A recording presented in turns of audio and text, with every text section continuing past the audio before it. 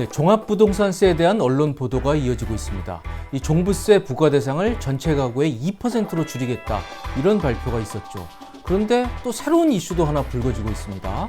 부부 공동명의 주택은 이번 종부세 완화 대상에서 뺀다, 이런 내용입니다. 아니, 그동안 부부 공동명의 장려하더니 갑자기 이 완화 방안에서 뺀다, 이거 무슨 날벼락 같은 얘기죠? 그래서 이게 진짜인지 한번 알아보도록 하겠습니다.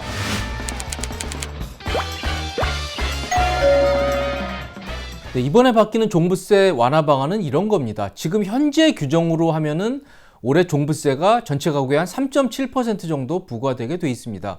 그런데 이거를 2%까지 줄이겠다는 겁니다. 이 세금을 부과 대상 숫자 혹은 비율로 제한하는 것이 과연 타당한 것이냐, 과연 이런 입법례가 있냐, 황당하다, 이런 반응도 있지만요, 일단 2%까지 줄이기로 했다면 그건 납세자 입장에서는 좋은 일일 겁니다. 어쨌든 2%로 줄이기로 하면서 이 대상은 크게 줄어들게 되고요.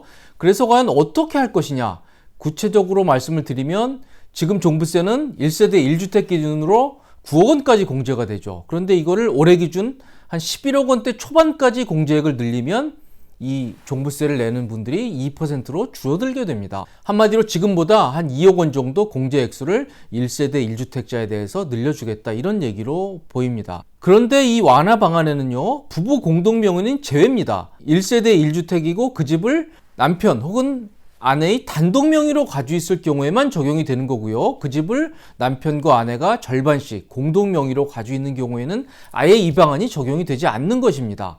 왜 그럴까요? 굉장히 불합리해 보이는데요. 일단 법이 그렇습니다. 종부세법 시행령에 보면요, 1세대 1주택자에 대한 정의가 나오는데요. 여기는 이 세대원 중 한 명만이 집을 가진 경우만 1세대 1주택으로 봅니다. 따라서 아내와 남편이 각각 지분을 가지고 있으면요, 그건 1세대 1주택으로 보지 않습니다. 종부세에서는요. 자, 좀 불합리해 보이죠? 법을 고치면 되는 거 아니냐, 이 부부 공동명의도 1세대 1주택으로 해주면 되는 거 아니냐. 그런데 그게 그렇게 간단하지가 않습니다. 자, 종부세는 1세대 1주택인 경우에 9억 원까지 공제를 해주죠. 그런데 아내와 남편이 공동 명의로 가지고 있을 경우에는요, 종부세는 인당 과세입니다. 세대별 과세가 아니라 개인별로 과세를 하거든요. 각각 6억 원씩 공제를 해줍니다. 6 플러스 6 해서 12억 원까지 공제를 해주죠. 따라서 단독 명의로 가지고 있으면 9억 원까지 공제, 부부 공동 명의로 가지고 있으면 12억 원까지 공제를 해줍니다. 한마디로 종부세에 있어서 부부 공동명의가 유리하다는 얘기입니다. 이 간극을 메우는 게 바로 세액공제라는 것입니다. 종부세 계산할 때요, 이 연령별 공제 그리고 보유기간별 공제를 적용을 하죠. 그래서 연령이 많아질수록, 그리고 보유기간이 많아질수록 이 종부세에 대한 공제폭을 늘려서 80%까지 공제를 해줍니다. 그런데 이거는 단독명의일 경우에만 해드리는 겁니다. 정리해서 말씀드리면요, 1세대 1주택을 단독명의로 가지고 있을 경우에는 9억 원까지 공제를 해주고요. 여기에 최고 80%까지 세액공제를 해드리는 것이고, 그리고 그 집을 부부 공동명의로 가지고 있을 경우에는 이 세액공제는 안 해주지만 각각 6억 원씩 공제를 해줘서 12억 원까지 공제액이 큰 것이다, 이렇게 이해를 하시면 되겠습니다. 부부 공동명의로 가지고 있으면 저 80% 공제 혜택은 전혀 받지 못합니다. 크게 문제가 되지 않는 것이 이 부부 공동명의로는 12억 원까지 종부세를 안 내죠. 이 공시가격 12억 원이라는 거는 실제 시가로 따지면 15억 원이 훌쩍 넘습니다. 그런데 이게 아파트 값이 공시가격이 12억 원이 넘게 되면 바로 문제가 생깁니다. 그때부터는 부부 공동명의라 그래도 종부세가 나오거든요. 경우에 따라서는 이게 공동명의로 가지고 있는 것이 불리한 경우도 생깁니다. 본인이 연령이 많고 그리고 집을 오래 가지고 있지만 이 부부 공동명의로 가지고 있다는 이유로 세액공제를 한 푼도 못 받기 때문에 단독명의보다 오히려 불리한 경우도 생길 수가 있죠. 바로 이 부분을 저희 속고살지마에서 지난해 가을에 기존 언론들에 앞서서 가장 먼저 문제 제기를 했고요. 결국 정부에서도 이 문제에 대해서 공감을 해서 규정을 고쳤습니다. 어떻게 고쳤냐면요, 이 부부 공동명의에 대해서도 세액공제를 허용해주는 그런 방식이 아니라 본인이 유리한 방식을 선택하도록 그렇게 바꾼 겁니다. 따라서 부부 공동명의로 그냥 가지고 있으면서 세액공제를 받지 않는 기존 방식으로 해도 되고요. 만약 본인이 계산을 해서 이건 단독명의로 신고를 하고 세액공제를 받는 방식이 유리하면 그렇게도 본인이 선택할 수 있도록 선택권을 드린 겁니다. 이런 경우에는요, 부부 공동명의로 갔더라도 1주택자로 신청이 가능합니다. 그래서 1주택자로 신청을 하면 12억 원 공제가 아니라 9억 원까지 공제를 받고요. 그 대신에 이 고령자와 이 장기 보유 공제를 적용받을 수 있게 본인이 선택할 수 있게 이렇게 바뀐 거죠. 물론 이 아파트 값이 공시가격이 12억 원이 안 되면 굳이 이런 거 선택할 필요 없습니다. 왜? 공동명의로 가지고 있으면 12억 원까지는 종부세 없으니까요. 그래서 매년 9월 16일부터 9월 30일에 이거를 선택할 수가 있습니다. 종부세 신고 기간에 나는 부부 공동명의지만 1주택자로 신청하겠다라고 선택을 할 수가 있습니다. 이때 선택을 할 때는요. 부부 중 지분율이 높은 사람 이름으로 선택을 하면 되고요. 지분율이 똑같다. 0.5 대 0.5다 그러면 그거는 누구든지 선택을 할 수 있습니다. 아무튼 이 문제는 본인에게 선택을 드리는 쪽으로 깔끔하게 해결이 됐습니다. 이렇게 바꾸고 났더니 또 그런 기사가 나오더라고요. 이 부부 공동명의한테 유리한 거 아니냐. 사실 그렇습니다. 왜요? 이 종부세에서는 선택권을 드렸고요. 이 집을 언젠가 팔게 됩니다. 팔 경우에 아무래도 양도세 문제에 있어서는 부부 공동명의가 유리한 측면이 있죠. 아무튼 당시 개정으로 이 부부 공동명의에 대한 역차별 문제는 깔끔하게 정리가 됐습니다. 그런데 이번에 또 문제가 터졌습니다. 이번에 더불어민주당 부동산 특위에서 이 종부세 완화 방안을 발표하면서요. 현재 9억 원인 공제 기준을 그 2%로 한정하기 위해서 11억 1천 또는 11억 2천 정도로 올리겠다고 발표를 했죠. 그리고 이 비율은요, 올해가 이렇다는 거고 내년에 공시가격이 올라가면 이 공제폭은 조금 더 늘어날 것으로 보입니다. 그런데 여기에 공동명의는 포함이 되지 않습니다. 따라서 공동명의는 그대로 12억 원이 유지가 됩니다. 왜요? 현재 6 플러스 6에서 12억 원까지 공제가 되는데 이게 7 플러스 7이면 14억이 되고요. 8 플러스 8이면 16억 원이 됩니다. 공시가격 16억 원이라고 하면은 시가로 따지면 20억 원이 훌쩍 넘는 액수거든요. 과연 20억 원 넘는 아파트까지 이 종부세를 완화해 줘야 되느냐?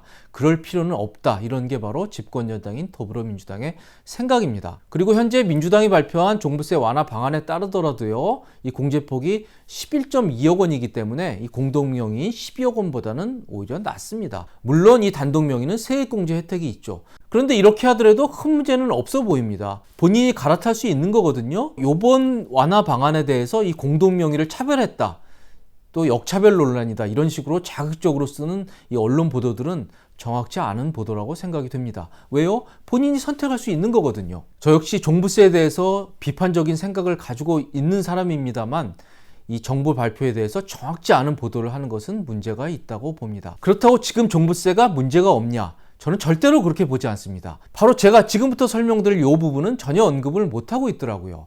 이 종부세에 대한 언론들의 이해가 그렇게 깊지가 않습니다. 제가 보는 문제는 바로 이겁니다. 이 종부세는 인당과세입니다. 원래 예전에는 세대별로 종부세를 과세를 했는데요. 이게 헌법재판소에서 위헌 결정이 나면서 인당과세로 바뀌었습니다. 따라서 개인별로 부과를 하고요. 주택수도 개인별로 카운트를 합니다. 그런데 이게 부부 공동명의와 관련해서 이상하게 꼬여 있습니다. 이게 무슨 얘기냐면요. 조정 대상 지역을 가정하고 한번 종부세를 설명을 해보겠습니다. 이게 세율이 금액에 따라서 구간이 달라지기 때문에요. 일단 6억을 넘고 12억 원이 안 되는 구간, 저 구간을 기준으로 한번 설명을 드려보겠습니다.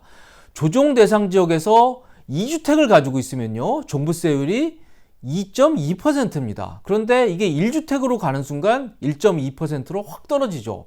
이거 매우 바람직한 겁니다. 1주택과 2주택을 확실하게 차별하겠다. 이게 바로 종부세의 기본 정신이기도 합니다. 따라서 이 종부세에서는 본인이 집을 몇 채 가지고 있는지가 굉장히 중요한 변수가 되겠습니다. 그런데 저 2.2%, 2주택자에 대한 이 강화된 종부세율이요.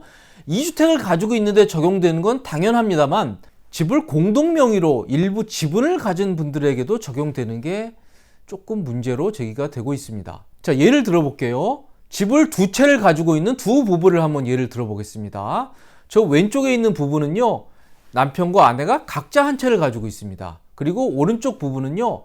집 한 채도 남편과 아내가 절반씩, 그리고 또 한 채도 남편과 아내가 절반씩 지분을 가지고 있습니다. 자, 종부세율 어떻게 되죠? 그렇습니다. 왼쪽의 경우에는 종부세가 인당과세이기 때문에 남편도 1주택, 아내도 1주택. 아까 말씀드린 그 구간에서 종부세율이 1.2%고요. 오른쪽은 남편도 2주택, 아내도 2주택이 됩니다. 지분도 집으로 보거든요. 따라서 똑같이 집을 2채 가지고 있는 두 부부가 종부세율이 전혀 다르고요. 이 보유세 차이가 엄청나게 벌어지게 됩니다. 이건 정말 많이 모순돼 보이는데요. 도대체 왜 이런 문제가 발생을 하고 있을까요? 이 종부세가 이 헌법재판소 위헌 결정으로 인별과세로 전환이 되면서요.